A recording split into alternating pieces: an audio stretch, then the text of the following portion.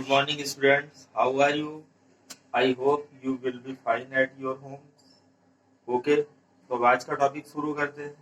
आज dimensional analysis में कुछ न्यूमेरिकल्स लेते हैं, वो भी जो किसी फार्मूले को इस्टेब्लिश करने का है। मतलब एक क्वांटिटी किन्हीं और क्वांटिटीज पे डिपेंड करती, तो उसके बीच में फार्मूला क्या बनेगा, ऐसा करके। तो उसी क्रम में दो तीन न्यूमेरिकल्स ले रहे हैं। एक है टाइम पीरियड, टीपी शॉर्ट में लिखा है। Time period of pendulum depends on its मास, जो कि m से हो जाएगा, लेंथ ऑफ स्ट्रिंग जो कि l से हो जाएगी, और small g acceleration due to gravity जो होता है, तो उन पे डिपेंड करता है। फिर रिपीट कर रहे हैं, time period of a pendulum depends on its mass, length of string and small g. Then find the relation for its time period. तो टाइम पीरियड के लिए रिलेशन बताइए क्या बनेगा, यानी फार्मूला बनाना है। तो मान लेते हैं टी प्रोपोर्शनल टू, जिन पे डिपेंड करता है वो लिख लें एम एल और जी, उस पर पावर्स लगा दें। एक्स वाई जेड लगा सकते हैं, एबीसी लगा सकते हैं, ऐसी लगाएं जो एम एल और जी ना हो जाए कम। ये तो आप मैथ से जानते हैं कि डिफरेंट लगानी चाहिए आपको। फिर प्रोपोर्शनलिटी हटा के कॉन्स्टेंट लिख देते हैं। कॉन्स्टेंट लिख के और इक्वेशन 1 बना दी। अब सारे स्टेप की डायमेंशन हम यहाँ पे नोट करेंगे। तो पुट द डायमेंशनल फार्मूलाज। तो टी का डायमेंशनल फार्मूला टी ही रहेगा। के डायमेंशनल कांस्टेंट है, उसको हम वैसे ही रख छोड़ेंगे, उसका कुछ नहीं करेंगे। एम की डायमेंशन ये रही, एल की ये रही, और स्मॉल जी एक्सेलरेशन होता है, तो एक्सेलरेशन की डायमेंशन एल टी पावर -2 होती है, वो रही। ए बी सी बाहर लगे थे, वो लगा दिए। फिर अब टी ए रहेगा, और इधर कलेक्ट कर ले एम, अगर एक से ज्यादा आया हो तो एक के कर ले, तो एम पे पावर ए रहेगी। एल यहाँ भी है, एल यहाँ भी है, तो भाई अलजेब्रा आप जानते हैं कि भाई प्रोडक्ट ही तो है बीच में। तो अलजेब्रा में आप जानते हैं कि प्रोडक्ट में अगर टर्म है तो पावर ऐड हो जाती है, अगर लाइक टर्म्स है। तो एल पे पावर बी है, एल पे पावर सी है, तो एल पे पावर बी सी तो हो नहीं जाएगी, एल पे पावर बी प्लस सी रहेगी, क्योंकि प्रोडक्ट में पावर प्रोडक्ट नहीं होती है, ऐड होती है। तो एल पे पावर बी प्लस सी। अब रहा टी, तो टी पे पावर माइनस का टू सी। तो इस तरीके से हमने ये डायमेंशंस लिखी। फिर वो सेंटेंस चलाइए, होमोजीनिसिटी वाली प्रिंसिपल, यानी एक जैसे टर्म जो है उनके पावर्स कंपेयर किए जा सकते हैं। तो कंपेयरिंग लाइक टर्म चाहे ऐसे लिख दें या by the principal of homogeneity लिख दें, दोनों में से कुछ भी लिख दें। तो अब कंपेयर करते हैं। यहाँ पे एम पे पावर ए है, इधर एम है ही नहीं। चाहे तो आप इधर जो नहीं है उसको अपनी तरफ से लिख के उस पे पावर क्या बढ़ा ले, 0। एम नहीं तो एम पे पावर 0, एल नहीं तो एल पे पावर 0, तो क्या आएगा, एम पे पावर ए और उधर एम पे पावर 0। बात वैसे ही है। और चाहे तो आप एम ना लिखें 0, आप ऐसे लिख लें, इधर एम है उधर है ही नहीं, तो यानी एम पे पावर ए, और उधर है ही नहीं, तो यानी ए किसके बराबर हो गया, 0 के इक्वल। ऐसे कर सकते हैं। अब एल पे आ जाते हैं, बी प्लस सी, उधर एल है ही नहीं, इसका मतलब B plus C is equal to वो भी 0। और इधर टी पावर -2c है, उधर टी पे पावर कुछ नहीं है, तो टी पे पावर जब कुछ नहीं तो अभी क्या है, 1 है। कुछ भी नहीं है तो 1 है, तो -2c इज इक्वल टू आ गया 1, -2c इज इक्वल टू 1। तो यहाँ से 2c से c की वैल्यू हाफ निकाल ली, माइनस की। ये वैल्यू उठा के इसमें रख दो, b plus C is equal to 0 वाले में। तो -हाफ जब रखेंगे तो भी आ जाएगा हाफ, ये आ गया b हाफ। तो अब a हो गया 0, b हो गया हाफ, और c हो गया -हाफ। ये जो वैल्यूज आ गई हैं आपके पास, इनको उठा के यहाँ जो इक्वेशन बना के छोड़ दें पहली वाली, उसमें इनको वापस रखना होगा। तो t, तो वो सेंटेंस हो गया, now put the values of a b c in equation 1। तो t is equal to k, m power a थी, m power 0, l power half, g power -half. Negative power नीचे चली जाएगी, और 0 है तो m पे पावर 0 का मतलब 1 हो गया। तो k l power half, g power half. Power half का मतलब आप जानते हैं स्क्वायर रूट होता है, तो ठीक है, l और g पे स्क्वायर रूट दे दिया। यहाँ पे k एक कांस्टेंट है जो कि डायमेंशनल कांस्टेंट कहलाता है, और आप डायमेंशन की लिमिटेशन में आप जान चुके हैं कि ऐसे k की वैल्यू हम लोग नहीं निकाल सकते हैं। तो वहां पे दो ही ऑप्शन है, अगर आपने फार्मूला कभी नहीं पढ़ा है आज से पहले, तो आप लिख के यही छोड़ दें, where k is the constant, its value can be determined by the experimental way, यानी ये एक्सपेरिमेंटल वेज के तौर पे निकाली जाती रही है। तो ये के एक कॉन्सेप्ट था। और अगर आपने फार्मूला नोन है, यानी आपकी नॉलेज में कभी आ चुका है, आपको मालूम है कि यहाँ इतना होता है, तो आप उतनी वैल्यू लिख के छोड़ सकते हैं। फिलहाल यहाँ हमें मालूम है कि के की वैल्यू जो होती है वो 2 पाई होती है, 2 पाई, तो हम लिख के छोड़ सकते हैं। फिर के is a constant and whose value is 2 पाई। तो के की जगह क्या हो गया 2 पाई एल अपॉन जी रूट में। और मैं फिर एक बार रिमाइंडर देना चाहूंगा, अगर के की वैल्यू नहीं मालूम है तो आप यहाँ पे वही लिख के छोड़ देंगे, के is the constant, dimensional constant, जिसकी वैल्यू हम सिंपली नहीं निकाल सकते। ठीक है, वो एक्सपेरिमेंटल वे का एक हिस्सा कहला सकता है। यही डायमेंशन की लिमिटेशन थी कि डायमेंशन हम क्या नहीं पता लगा सकते हैं, तो ये डायमेंशनल कांस्टेंट नहीं पता लगा सकते हैं। दूसरा क्या था कि ट्रिग्नोमेट्रिक क्वांटिटीज, एल्जेब्रिक क्वांटिटीज के अलावा चले गए लॉगरिथमिक क्वांटिटीज हैं, एक्सपोनेंशियल हैं, उनके फार्मूले नहीं डिराइव किए जा सकते हैं, तो वो सारी उसकी लिमिटेशन थी। अब एक और एग्जांपल पे आते हैं, फ्रीक्वेंसी ऑफ स्ट्रिंग, यानी स्ट्रिंग कोई धागा या हो सकता है वायर, तो frequency of a string depends on its length L, tension T, tension का मतलब जो उस पर लोड लटकाया जाए, भार लटकाया जाए, टेंशन का मतलब फोर्स जैसा आप समझ लें, टेंशन का मतलब टेम्परेचर और टाइम वाला टी ना समझे, सिंबल है, सिंबल कोई एफ लिख देती है, कैपिटल एफ भी लिख देती है। तो टेंशन का मतलब जो लोड अप्लाई किया गया है, और लोड mg के रूप में होता है, जो कि फोर्स जैसा उसका यूनिट बनता है, और फोर्स जैसा उसका डायमेंशन बनेगा। तो I repeat again, frequency of a string depends on its length, tension in the string, मास पर यूनिट लेंथ। ये बहुत ही इंपॉर्टेंट है, इसको ध्यान रखने की जरूरत है। मास पर यूनिट लेंथ का मतलब क्या है, मास पे डिपेंड करे तो m हो जाएगा। मास पर यूनिट लेंथ का मतलब मास को किससे डिवाइड किया, लेंथ से, तो मास की डायमेंशनल देखी जाए तो m रहेगी, और मास पर यूनिट लेंथ की देखी जाए तो m अपॉन में l है, तो ऊपर ले जाके, यानी मास का डायमेंशनल फार्मूला m होता है, लेकिन मास पर यूनिट लेंथ वाले का m नहीं होता है, बल्कि m l पावर -1 होता है। इसलिए इसको बहुत ध्यान रखने की जरूरत होती है। तो मास पर unit length m of the string, then derive a formula for frequency. अब फ्रीक्वेंसी भी एफ से लिखे चाहे न्यू से लिखे, जो बी जैसा होता है, बुक अपने अपने हिसाब से लिखा करती है। तो अब फ्रीक्वेंसी किन पे डिपेंड करती है, F is proportional to length पे डिपेंड कर रही थी, टेंशन पे डिपेंड कर रही थी, और मास पर यूनिट लेंथ तो एल टी और स्मॉल एम पे डिपेंड करती, एल टी और स्मॉल, इन पे आप पावर्स लगाते एक्स वाई जेड या ए बी सी।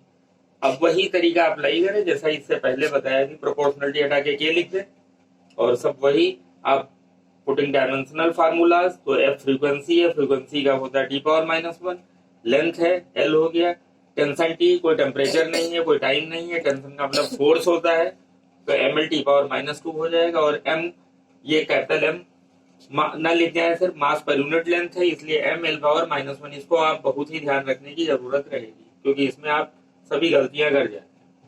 अब वही कलेक्ट कर ले पावर्स, टी पावर -1, एल यहाँ एक यहाँ एक यहाँ एक यहाँ, तो एल पे पावर हो जाएगी a प्लस बी, और यहाँ एल पे पावर है माइनस की सी, तो a plus B minus C, a plus B minus C. m देख ले, m पे पावर यहाँ b है और m पे पावर यहाँ c है, तो m पे पावर हो गया b प्लस सी, b c नहीं होगा b प्लस सी, क्योंकि मल्टीप्लाई में पावर से ऐड करते हैं। अब l हो गया, अब t पे आ जाए, t पे पावर -2b, और कहीं t है ही नहीं, तो t पे पावर सिर्फ रहेगा -2b। अब ये हो गया, तो अब वही सेंटेंस चलेगा कंपेयरिंग लाइक टर्म की पावर्स का, यानी क्या कह रहे हैं कि भाई अप्लाइंग प्रिंसिपल ऑफ होमोजेनिटी। आप ये भी कह सकते हैं अप्लाइंग प्रिंसिपल ऑफ होमोजेनिटी, वही सेंटेंस चला ले, या फिर कंपेयरिंग लाइक टर्म पावर्स कह दें। तो पावर का कंपेयर करते समय जो नहीं है उनको जीरो लगाते चले, जैसे एल पे पावर यहाँ है a plus B minus C, उधर एल है ही नहीं, तो a प्लस बी माइनस सी किसके बराबर, जीरो। या अपनी सुविधा जाने तो एल पे पावर इधर जीरो लगा ले, एल नहीं है, और क्या नहीं है, m नहीं उधर, तो m पे पावर क्या लगा सकते हैं, जीरो लगा सकते हैं। ये आपका अपना मन हो सकता है, t इधर भी है t उधर भी है, तो चाहे तो आप लिखे, चाहे तो ये ना लगाएगा। तो l पे पावर है a plus B minus C, उधर l है जीरो, तो a plus B minus C is equal to zero. फिर m पे आ जाए b प्लस सी, उधर m नहीं था, यानी m पे जीरो था, तो b प्लस सी भी किसके बराबर आ गया, जीरो। फिर t पे है -2b, उधर t पे है -1, तो -2b किसके बराबर, -1 के बराबर, तो माइनस माइनस हट गया, हाफ आ गया, b की वैल्यू आ गई। अगर इक्वेशन 3 जो बना रखी है यहाँ b की वैल्यू रख दें तो c आ जाएगा, -हाफ आ जाएगा, c आ गया -हाफ। अब हमारे पास b और c हो चुके हैं, अगर हम इक्वेशन नंबर 2 में डाल दें तो b और c हो चुके हैं, a निकाल आएगा। तो a प्लस b की वैल्यू और ये c की वैल्यू, हाफ और हाफ मिलकर 1 हो गया, तो इधर लाए 1 को माइनस का आ गया, a की वैल्यू -1। अब ए बी सी जो निकल चुकी है उनको वापस इक्वेशन 1 में रखे चलते। यही सभी फार्मूलों को डिराइव करने में आप स्टाइल लगाए, आपको सारे फार्मूले इजी लगेंगे। तो ये सारी वैल्यूज एबीसी की जो आई है इक्वेशन 1 में रखते हैं। तो अब देखते हैं क्या बना। एफ इज इक्वल टू के, एल पे पावर माइनस की 1 हो जाएगी क्योंकि ए आया था आपके पास -1, ठीक है। और टी पे पावर बी हो जाएगी तो टी पे पावर बी का मतलब हाफ हो जाएगा, देखें हाफ आ गया। और एम पे पावर सी हो जाएगी। अब सी देखें कितना था, माइनस का हाफ, तो एम पे पावर देखें माइनस की हाफ हो गई। अब एल पे पावर -1 है तो एल नीचे चला गया, और एम पे पावर माइनस हाफ है तो एम भी नीचे चला गया। हाफ का मतलब होता है रूट, तो रूट लगा दिया। यहाँ भी वही इशू आ जाएगा। अगर आपको यहाँ कहना पड़ेगा कि इज द डायमेंशनल कांस्टेंट, और अगर आपको के की वैल्यू मालूम है तो आप लिखें, नहीं मालूम है तो यहाँ पे वही कह के आप छोड़ दें। क्या वही सेंटेंस चला दें कि where k is the dimensional constant, its value can be obtained by the experimental way. और अगर आपको मालूम है कि के कितना होता है तो के की वैल्यू वहां उतनी आप लिख के छोड़ सकते हैं। यहाँ पे फिलहाल हमें मालूम है, होप करते हैं आपने फार्मूला पढ़ लिया तो आपको भी मालूम हो जाएगी। तो के की वैल्यू यहाँ पे आती है हाफ, यानी 1/2। तो के की जगह हाफ कर दे, 1/12 √T/m। तो इस तरीके से आप कितने भी फार्मूलों को डेराइव करने के लिए आप इन तरीके के प्रोसेस को अप्लाई कर सकते हो। आपको बेटर नोन होना चाहिए क्या, कि बहुत से टर्म जो आपके रनिंग में नॉलेज में होने चाहिए कि जिनके डायमेंशनल फार्मूले क्या बनते हैं, वो अगर आपको बेटर नोन है और थोड़ा एल्जेब्रिकली आप इक्वेशन को सॉल्व करना आपकी नॉलेज में है, क्योंकि 10 तक आप कर चुके होते हैं एल्जेब्रा में ये सब चीजें, तो इस तरीके से हम मान के चलते हैं कि आप इनको जो है सॉल्व भी कर पाएंगे। तो फिर अब एक और एग्जांपल पे आते हैं कि वेलोसिटी ऑफ ए पार्टिकल अगर v is equal to A plus B T plus C upon D plus T से दी जाए। एक फार्मूला है, अपने हिसाब से कोई दे रखा है, न्यूमेरिकल है तो न्यूमेरिकल में कुछ भी इशू है। तो v is equal to A plus B T plus C upon D plus T, ये वेलोसिटी का एक रिलेशन दिया है। तो कहा है कि find the dimensions of A B C और डी। यहाँ पे जो आ गए हैं कॉन्स्टेंट टाइप के ए बी सी डी, उनकी हमें डायमेंशंस बतानी है। लेकिन ये दे रखा है कि v जो है वेलोसिटी को बता रहा है और t जो है वो टाइम को बता रहा है। तो find the dimensions of A B C D where v denotes velocity and t denotes time.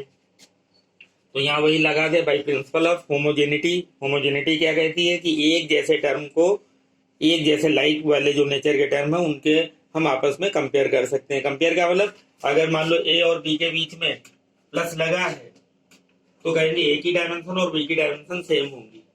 ठीक इसी तरीके से कहते हैं अगर ए और बी दो चीजें हैं जिनके बीच में माइनस लगा है तो भी ए की डायमेंशन और बी की डायमेंशन सेम होगी।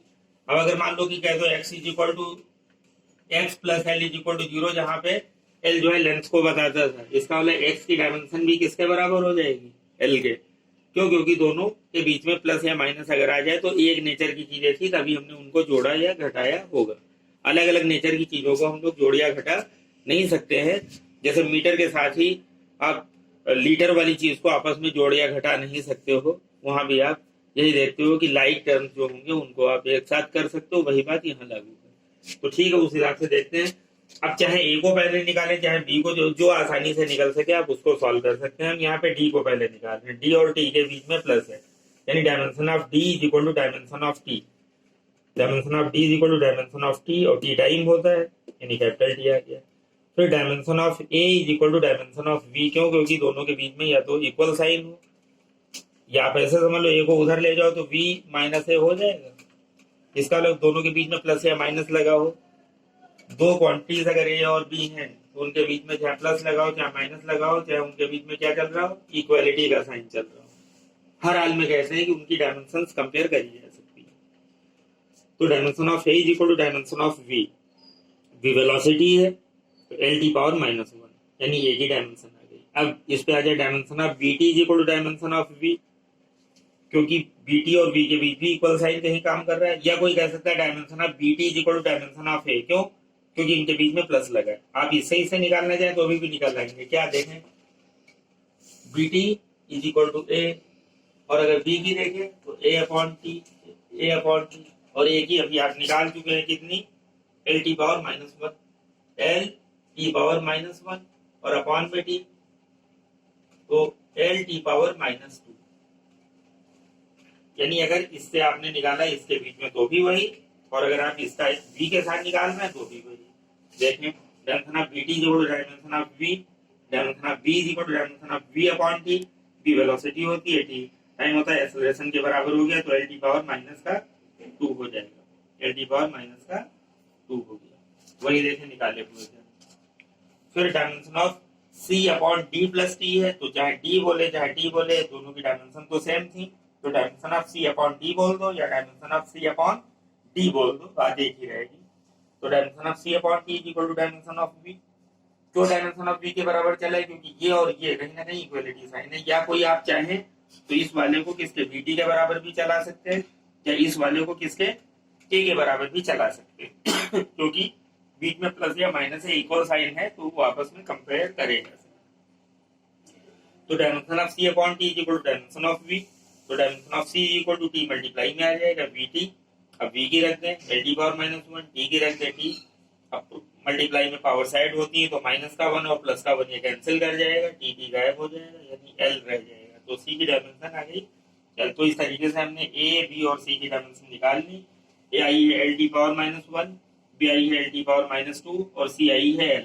कभी कभी ऐसे न्यूमेरिकल में क्या कर लिया जाता है कि ए बी सी की डायमेंशंस निकालो और बताओ कि वो एसआई सिस्टम के मुताबिक उनका यूनिट क्या बनेगा और वो किन क्वांटिटीज को एक्सप्रेस कर सकती हैं, तो वो भी आप बता सकते हो। एक ही अगर ये डायमेंशन आई है तो ये मीटर और अपॉन सेकंड का मामला है, यानी मीटर पर सेकंड, तो ये स्पीड या वेलोसिटी को बताता होगा।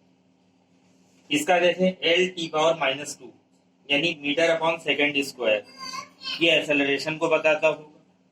और ये सी का आया एल, एल लेंथ के लिए होता है, यानी ये डिस्टेंस या डिस्प्लेसमेंट जैसी चीज को बताता होगा। तो ओके दोस्तों, अब आप इस क्लिप को देखें और अगर कोई प्रॉब्लम्स आती है तो हमसे डिस्कस कर सकते हैं, और उम्मीद करते हैं कि आप इस क्लिप को देखने के बाद लाइक और शेयर करना नहीं भूलेंगे। और okay, have a nice day.